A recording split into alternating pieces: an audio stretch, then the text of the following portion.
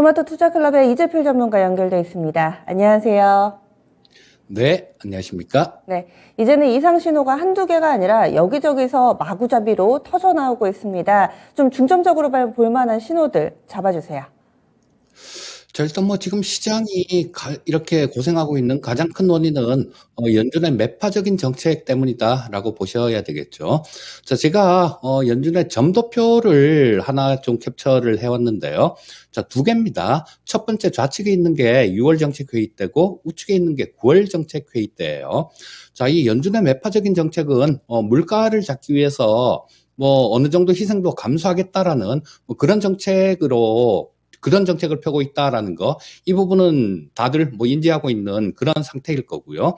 하지만 이 문제는 6월 회의 때보다 비교할 수 없을 정도로 매파적이다라는 게 이게 문제가 되는 거죠. 자, 지금은 아침 방송이라서 길게 말씀드릴 시간은 안 되겠지만 이 부분은 지난주 목요일 날 배워야 산다에서 조금 자세하게 말씀드렸으니까 좀 더 필요하신 분은 그 영상을 찾아서 보시면 될 것 같고요.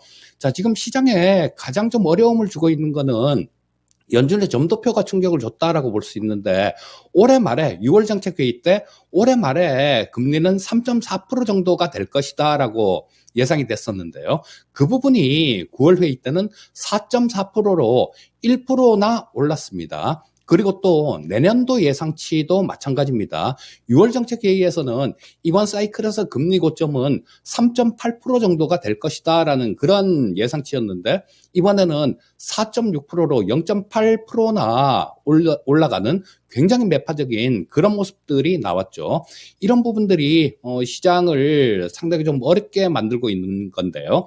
자, 최종금리 이번에 전에 3.4%였지만 그 중간에 점점 올라서 올해 연말에 4% 정도는 될 것이다라는 그런 예상이 있었는데, 지금은 요번에 나온 결과로는 4.4% 정도니까요. 그때 당시에는 0.75하고 0.5, 0.25 하면 4% 정도가 되지 않겠냐, 이런 전망이었었는데, 그 부분이 이렇게 올라가 버리다 보니까 시장에 상당한 충격으로 이렇게 다가오는 그런 상황이다라고 말씀드릴 수 있을 것 같고요. 자, 다음 화면을 좀 보겠습니다.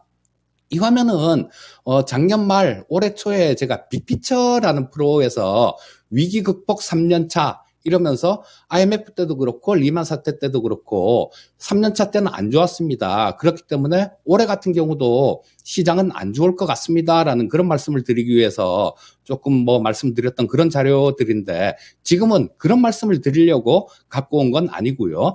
과거하고 한번 비교해서 지금이 저점일까라는 걸 한번 생각해 보기 위해서 갖고 나왔고요.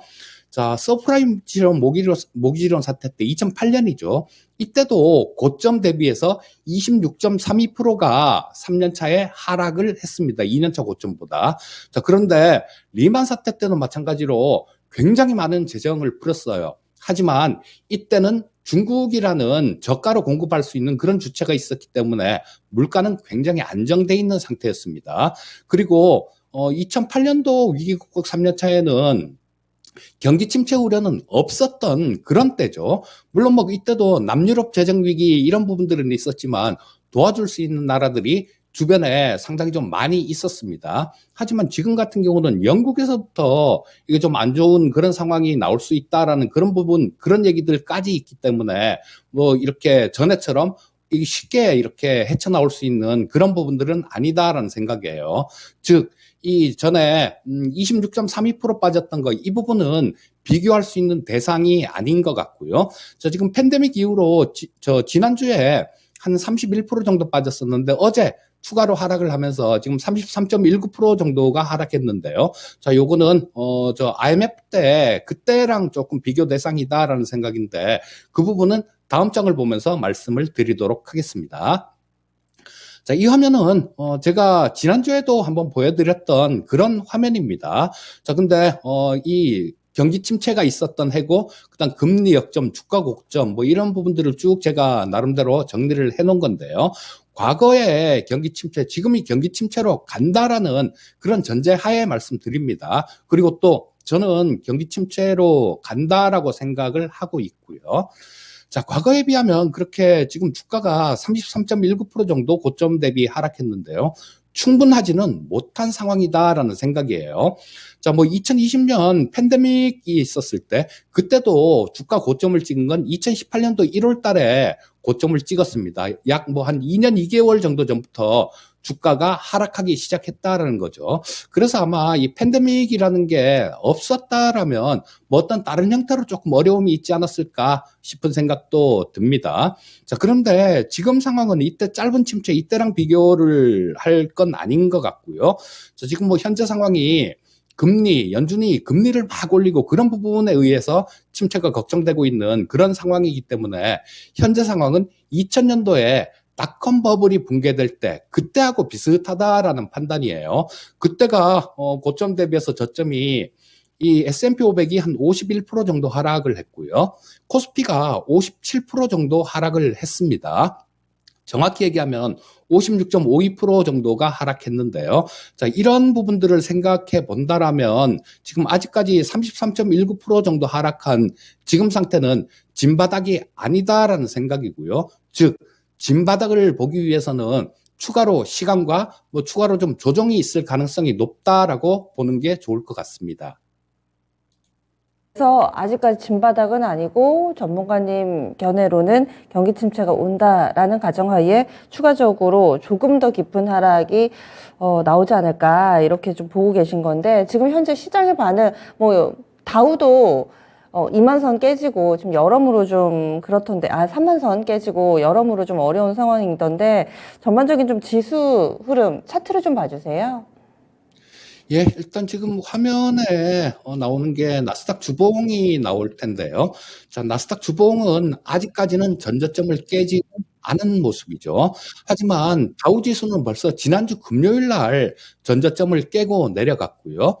S&P 500도 마찬가지 오늘 아침에 종가 기준으로는 장중 기준으로는 3,636포인트를 깨진 않았지만 전저점이죠. 이 부분을 깨진 않았지만 종가 기준으로는 깨고 내려갔습니다. 그래서 이 나스닥도 일단 뭐 일정 부분 시차를 두고 깨진다라고 보는 게 맞을 것 같고요. 자, 그렇다면 뭐 우리나라 코스피 지수도 한번 살펴보겠습니다. 자, 코스피 시장은 어제 전저점을 하향 이탈했죠. 지난 7월 초에 기록했던 전저점입니다. 근데 이 차트에서도 뭔가 이 시그널을 줄 때가 많은데요. 자, 저때 올해 초중반 정도까지 2600포인트에서 막 굉장히 긴 공방이 있었죠. 자, 이렇게 버텼던 이유는 이 2600포인트라는 선은 2018년도에 노란 부분으로 이렇게 좀 동그라미를 쳐놓은 부분이죠. 600포인트는 2008년도 1월 달에 고점을 찍었던 자리입니다. 그렇기 때문에 거기서 지지력을 발휘를 한 거고요. 이번에 2300 아래에서 좀 지지를 받았던 구간, 그 구간은 2020년에 팬데믹이 지나고 난 다음에 반등이 나오면서 한참을 옆으로 이렇게 횡보했던 바로 그 자리입니다. 그래서 거기서 좀 이렇게 좀 저 반등이 나왔는데요.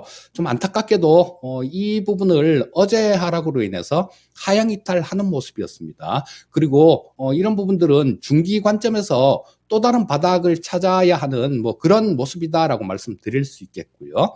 파생시장 동향은 약간 좀 특이한 부분이 있었습니다. 그 부분에 대해서 좀 말씀을 드리겠습니다. 자, 어제 외국인들이 시장하고는 반대로 좀 큰 규모로 선물 시장에서 순매수가 들어왔죠.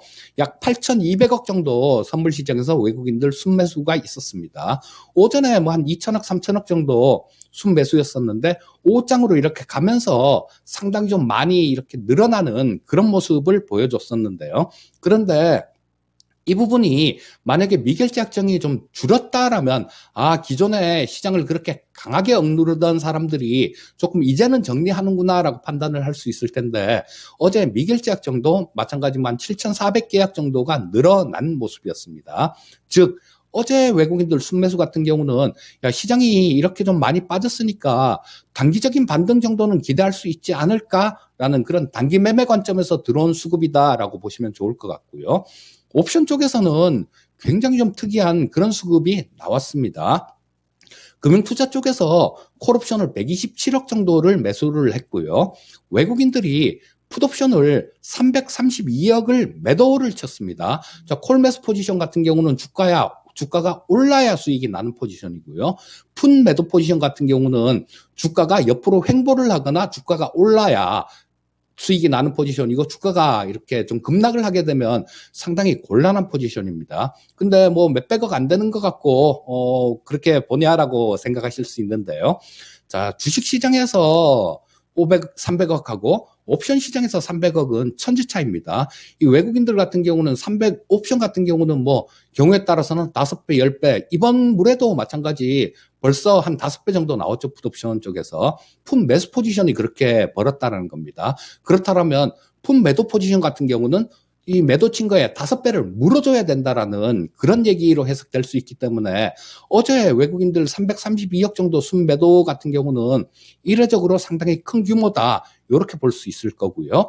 자, 그때 2020년도에 바닥을 찍을 때 그때 3월 달에 제가 좀 확신을 했었던 부분이 있는데요. 이건 바닥이다라고 확신을 했던 부분이 있었는데 그때는 외국인들이 풋옵션을 매도를 2천억을 매도를 쳤었습니다. 그러고 난 다음에 시장은 보란듯이 바닥을 찍고 올라왔는데요. 물론 그때만큼의 수량은 되진 않습니다. 하지만 332억이라는 거는 굉장히 옵션 시장에서 이례적으로 큰 규모이기 때문에 이 부분은 시장에 좀 긍정적인 그런 부분이다라고 볼 수 있을 거고요. 자, 뭐 추가 하락은 조금 제한될 수 있다라는 그런 관점으로 어제 외국인들 옵션 수급은 진행된 걸로 보시면 되겠습니다.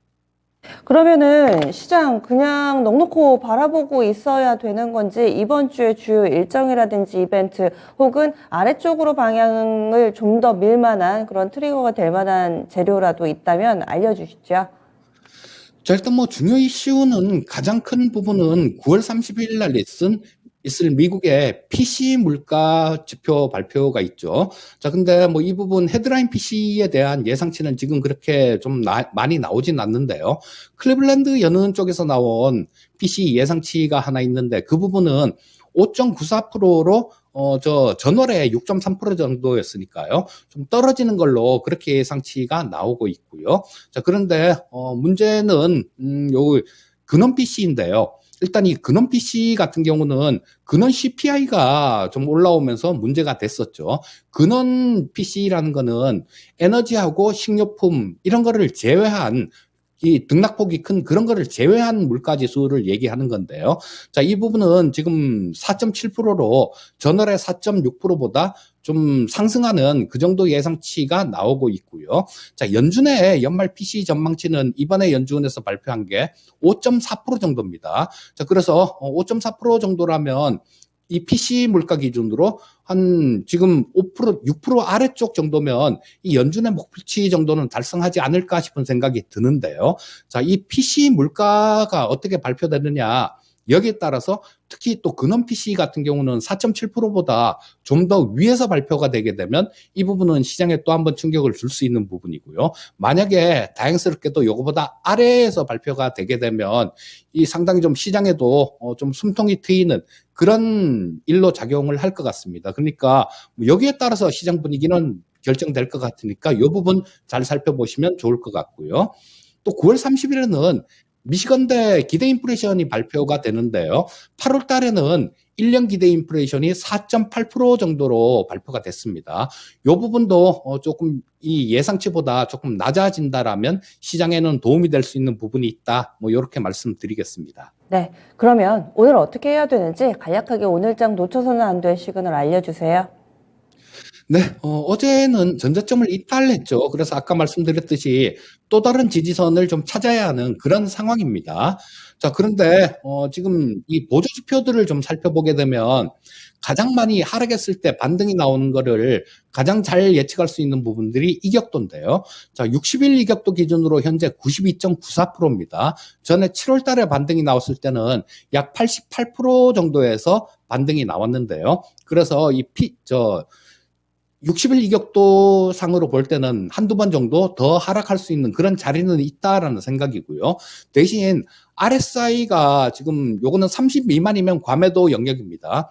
어제 종가 기준으로 25.49. 그다음 투자 심리선도 25 아래면 과매도로 보는데 요것도 20 정도로 과매도 영역에 진입을 했습니다. 따라서 주가가 한두 번 정도 더 하락을 한다라면 뭐 자율 반등이 가능한 그런 영역대로 진입한다라고 보고 있고요.